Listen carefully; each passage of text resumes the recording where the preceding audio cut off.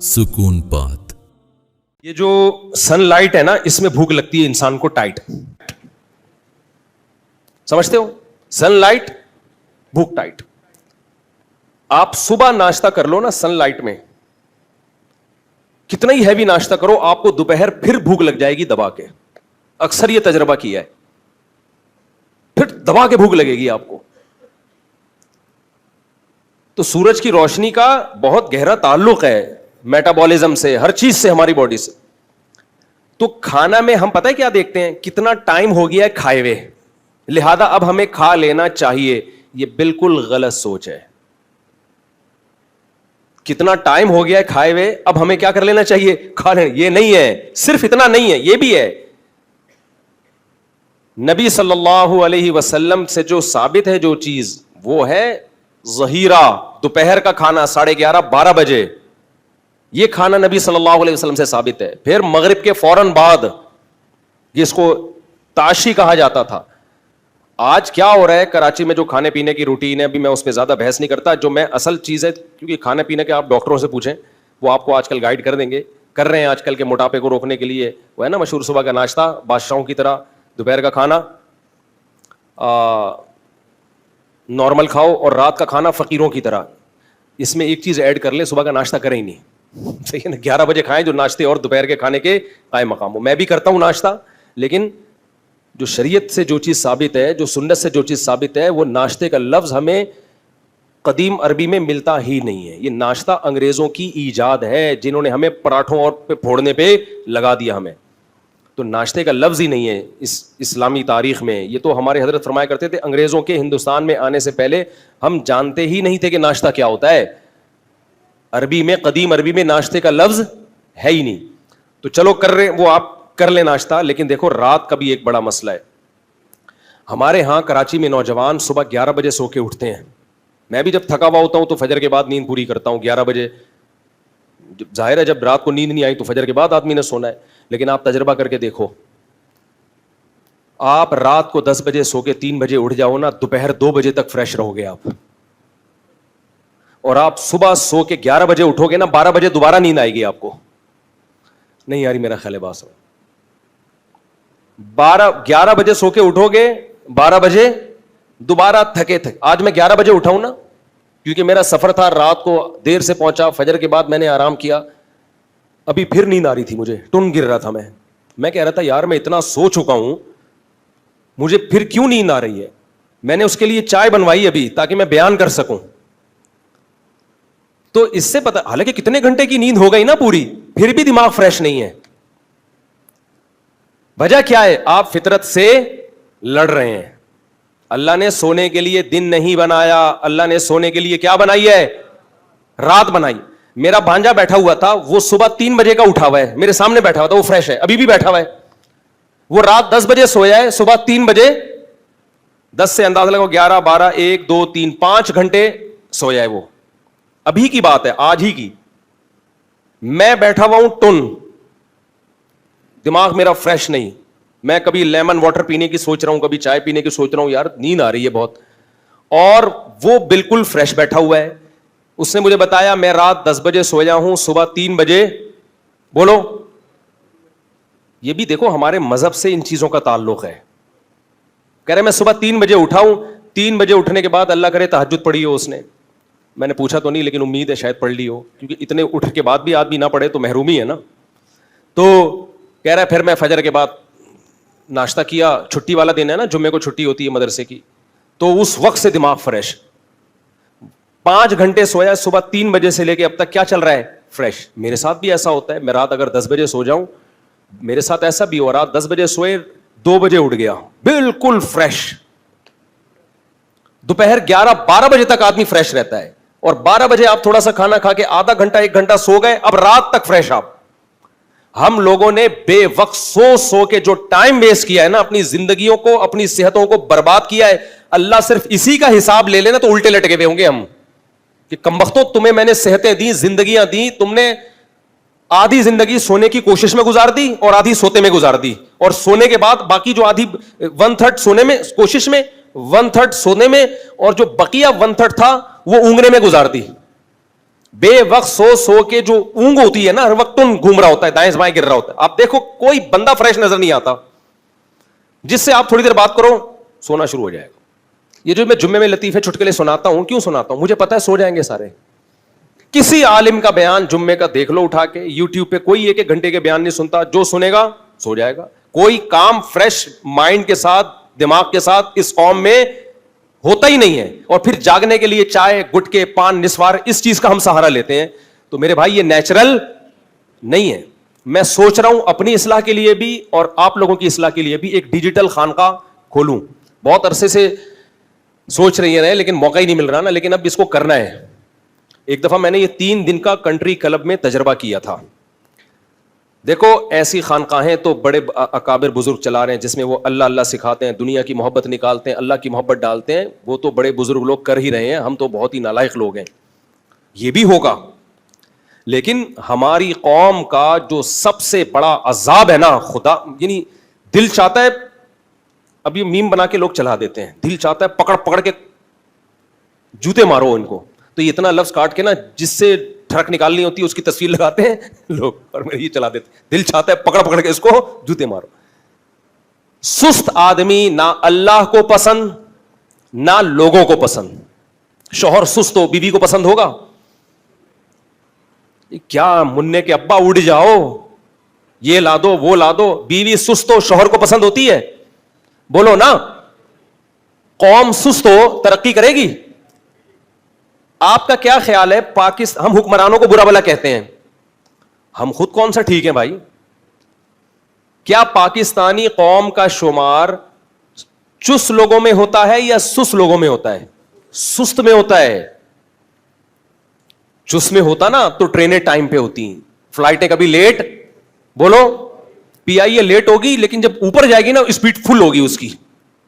अच्छा, पीआईए में हमने ये देखा है, बहुत स्पीड के साथ उड़ाते हैं, जो टाइम होगा ना उससे पहले ही पहुंचा देते हैं। हवा में फुल क्या होती है?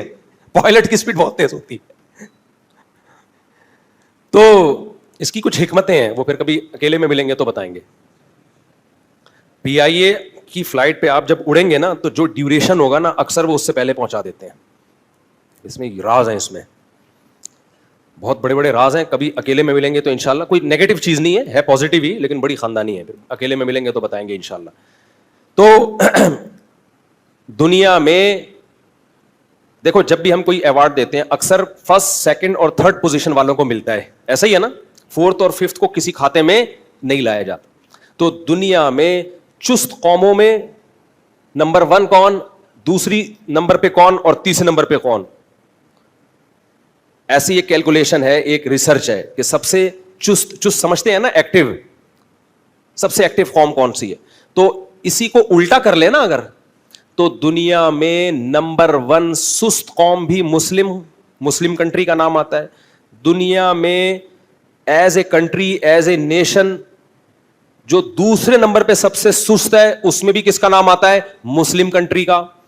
दुनिया में तीसरे नंबर पर जो सुस्त तरीन कौम है, आप अल्लाह की कुदरत कहिए या अल्लाह नजर बस से बचाए, तीनों पोजीशनें किसने ली है? हम लोगों ने लिए।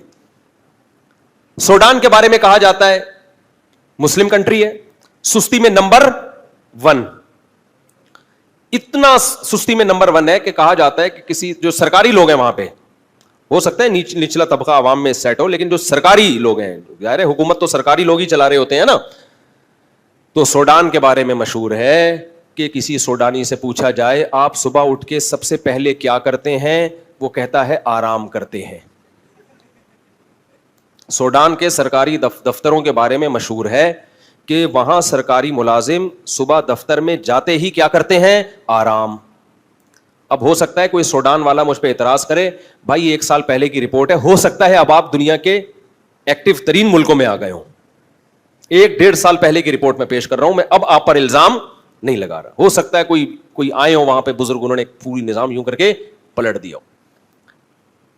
सुस्त तरीन लोगों में नंबर 1 یہ ہمارے لیے باعث افتخار ہے کہ ہم نمبر 1 میں الحمدللہ نہیں ہے. اللہ نظر بد سے بچائے ہم لوگوں کو. دوسرے نمبر پر کہا جاتا ہے مصر.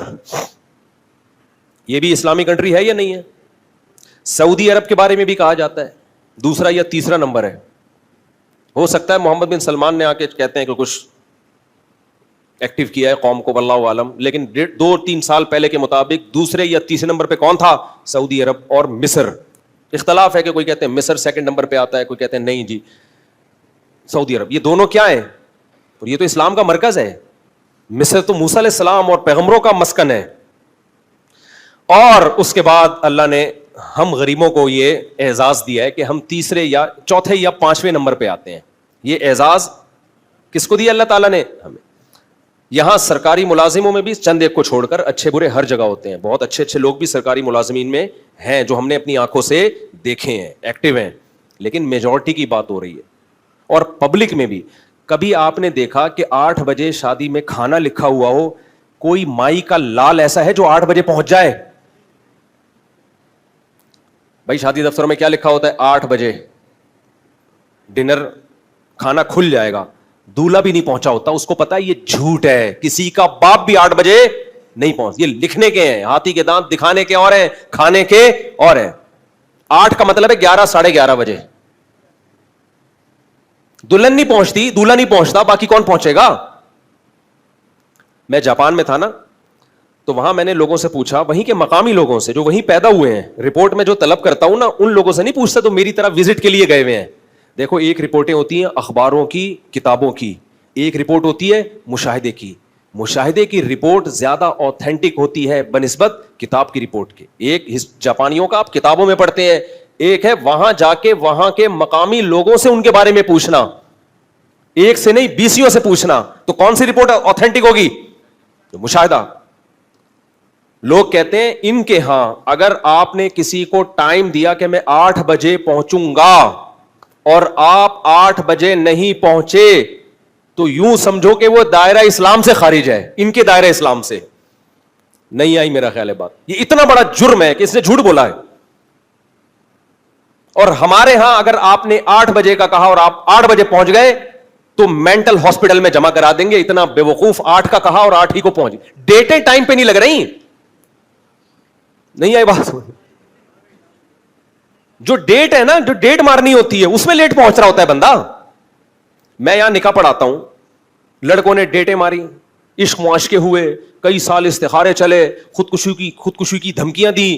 اس کے بعد طے ہو گیا، ابا بھی مان گئے، اماں بھی مان گئی، مجبوری میں چل بھائی دے دیتے ہیں یار، پورا خاندان بیزار آ گیا، چلو ان دونوں کی شادی کرا دو. شادی طے ہو گئی، نکاح مفتی طارق مسعود سے پڑھوائیں گے. مفتی طارق مسعود نے ٹائم دے دیا جی 6 بجے، پونے 6 بجے ہمارے عصر کی نماز ہے، آپ پہنچ جائیں. کمبخت وہاں بھی آدھا گھنٹہ لیٹ ہوگا. ابے تجھے اتنے پاپڑ بیلنے کے بعد تجھے تیری معشوقہ مل رہی ہے، اس میں بھی تو آدھا گھنٹہ 1 گھنٹہ نکاح میں لیٹ پہنچ رہا ہے، تو کون سا کام تو ٹائم پہ کرے گا پھر؟ نہیں آ رہی میرا خیال ہے بات سمجھ میں. اس میں بھی تو نکاح میں آدھا 1 گھنٹہ، بعض دفعہ عصر کے بعد نکاح ہوتا ہے مغرب تک نہیں پہنچا ہوتا دولہا. ایکچولی میں ٹریفک میں پھنس گیا تھا، ایکچولی یہ ہو گیا تھا. بھائی جب آپ کو پتا ہے ٹریفک تو ہے، پھنس بھی سکتے ہو، تو ایسے ٹائم پہ نکلو نا کہ آپ کو پتا ہو کہ ٹریفک بھی ہو تو بھی میں پہنچ جاؤں. تو میں اس دولہا سے کہتا ہوں جو اپنی شادی میں بھی لیٹ پہنچ رہا ہے، وہ دنیا میں کوئی کام ٹائم پہ نہیں کر سکتا. ہو ہی نہیں سکتا کہ یہ دنیا میں کوئی بھی کام ٹائم پہ کرے. یہ تو سستی ہماری قوم کا تھوڑا مسئلہ نہیں ہے، بلکہ بہت. اس سے اسلام بدنام ہوتا ہے، پتا ہے آپ کو؟ اسلام بدنام ہوتا ہے اس سے. صحابہ اگر سست ہوتے، ہمارے اسلاف اگر سست ہوتے، دنیا فتح کرتے، وہ قسطنطینیہ فتح کر لیتے. وہ ہے بھائی، یورپ تک ان کی فوجیں داخل ہو جاتی. تو بھائی اسلام برا نہیں ہے. اسلام کا جو تصور پیش کیا جا رہا ہے وہ تصور نامکمل تصور پیش کیا جا رہا ہے، مکمل تصور پیش نہیں کیا جا رہا. مجھے سفر میں لوگ ملتے ہیں، فلاں داڑھی والے نے چونا لگا دیا، فلاں تہجد گزار ہے، پیسے لے کے بھاگ گیا، ٹائم پہ دے نہیں رہا وغیرہ. میں کہتا ہوں یا تو اس فراڈی آدمی نے داڑھی رکھی ہے، فراڈی آدمی بھی داڑھی رکھ سکتا ہے، یا یہ کہ اس نے جو بیانات سنے اس میں صرف نماز روزہ سنا ہے، مالی معاملات نہیں سنے. دو لوگوں سے نا مجھے بڑی نفرت ہے, اور میں یہ نہیں کہہ رہا کہ میں خود اس معیار پہ پورا اترتا ہوں, ہو سکتا ہے اس وجہ سے مجھے اپنے آپ سے بھی نفرت ہو. ایک سست, مجھے سست زہر لگتا ہے, میرا دل چاہتا ہے اس کو پکڑ کے ماروں میں. عین ممکن ہے میں بھی سست ہوں, لیکن انسان کو اپنی برائی بری نہیں لگتی, ہمیشہ دوسرے کی برائی بری لگتی ہے. ہو سکتا ہے میں بھی ہوں, آپ سمجھے کہ یار پتہ نہیں مجھ سے آپ کتنے ایکٹیو ہوں گے. دیکھو اپنی گندگی سے نفرت ہوتی ہے انسان کو نہ, دوسرے کی گندگی سے نفرت ہوتی ہے, لیکن نفرت ہونا اس کی علامت ہے اس کو گندگی بری تو لگتی ہے نا, اپنی اس لیے نہیں لگ رہی کہ وہ اپنی ہے, ورنہ گندگی سے بہت سے لوگوں تو گندگی سے نفرت ہی نہیں ہے, گٹر میں یوں کر کے ڈبکی لگا کے دوسرے گٹر سے نکل آئیں گے, ان کو نفرت ہی نہیں ہے, تو یہ زیادہ بڑی برائی ہے. تو ہو سکتا ہے میں بھی سست ہوں, لیکن سستی سے نفرت ہونا بہرحال میری ایک پازیٹو چیز ہے یا نہیں ہے. جب نفرت ہوتی ہے تو انسان اپنی اصلاح کی بھی کوشش, دیکھو گندگی سے نفرت ہو تو کوشش تو ہوتی ہے نا گندگی جسم سے دور ہو, باقی سستی کی وجہ سے کوئی نہ نہائے. تو میں کبھی یہ دعویٰ نہیں کرتا میں بہت ایکٹیو ہوں, میں سست نہیں ہوں, لیکن میں یہ دعوے سے کہتا ہوں مجھے سست آدمی کیا لگتا ہے, زہر لگتا ہے, چاہے میرے اندر ہی کیوں نہ ہو. ہمارے نبی نے پناہ مانگی ہے, اللہم انی اعوذ بک من الجبن ومن الکسل, اے اللہ بزدلی سے تیری پناہ مانگتا ہوں, اے اللہ سستی سے تیری پناہ مانگتا ہوں. بزدلی میں بہت ساری چیزیں داخل ہیں.